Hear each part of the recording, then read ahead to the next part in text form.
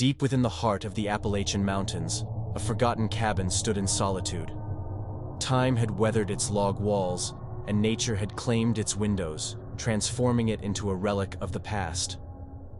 Once, it had been a place where 5 lifelong friends forged unbreakable bonds amid the beauty of the wilderness. But they had all moved on, their friendship a distant memory. Now, years later, they reunited, hoping to rekindle the warmth of their past. Julie, the charismatic force behind this gathering, had organized the reunion. She arrived first, her footsteps echoing through the empty cabin, and unlocked the heavy wooden door. The air inside was damp, filled with the scent of decay, but she brushed it off as the result of years of neglect. One by one, the others arrived, carrying with them memories of laughter and adventure. Mark, the daredevil and eternal optimist, greeted Julie with a bear hug. Emily, the introverted artist who saw the world through a unique lens, arrived next, her eyes filled with curiosity. John, the practical joker with a knack for making others laugh, brought a crate of wine to lighten the mood. Sarah, the quiet one who held secrets close, arrived last, her gaze lingering on the cabin's weathered exterior. The day was filled with stories and laughter, as they reminisced about their youthful adventures. But as the sun dipped below the mountains, the sky grew overcast and a relentless storm approached it, trapping them inside the cabin's time-worn walls. That's when the peculiar occurrences began. Unexplained noises, like whispers from the distant past, reverberated through the cabin. Julie, the charismatic leader, tried to dismiss them as mere figments of their imagination, but doubt flickered in her eyes. As night descended further, so did their unease. Mark, ever the optimist, attempted to diffuse the tension with humor, but even he couldn't ignore the unsettling whispers that seemed to emanate from the very walls. Emily, who had always been attuned to the supernatural, felt a growing unease in her chest. The shadows on the walls danced with malevolent intent. They writhed and coiled, resembling sinister creatures.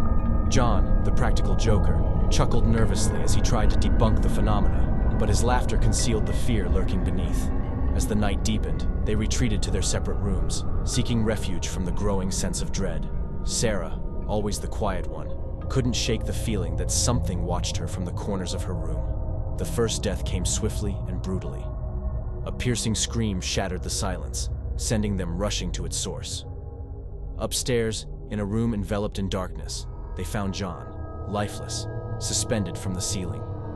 His face, etched in terror, told a story they could never fully comprehend, his eyes forever frozen in the horror of his final moments. Shock gripped them momentarily, but panic soon set in. They realized they were no longer alone in the cabin. An unseen force, malevolent and relentless, hunted them, one by one. Desperation drove them to investigate. Mark, clutching an empty wine glass like a talisman, ventured into the attic, drawn by a whisper that beckoned him. Inside, the walls were lined with photographs, snapshots of their childhood, moments long buried by time.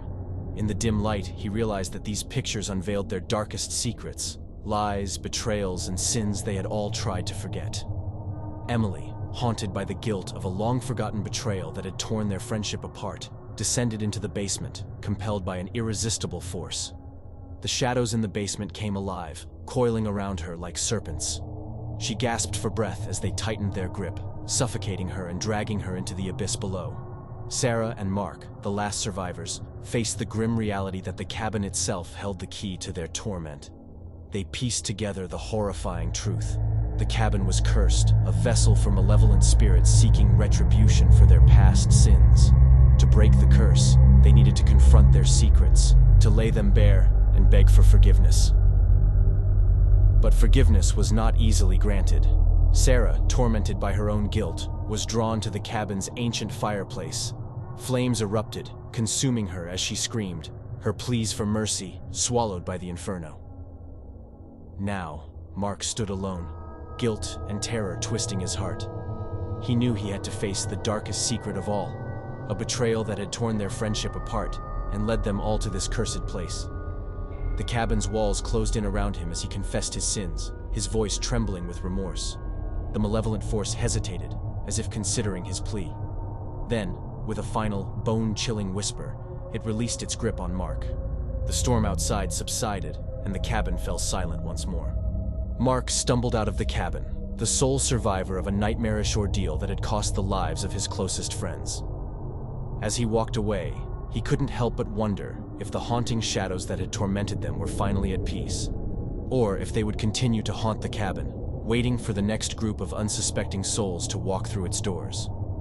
The memory of that fateful night would forever haunt him, a chilling reminder that some secrets are best left buried in the shadows. Subscribe for more.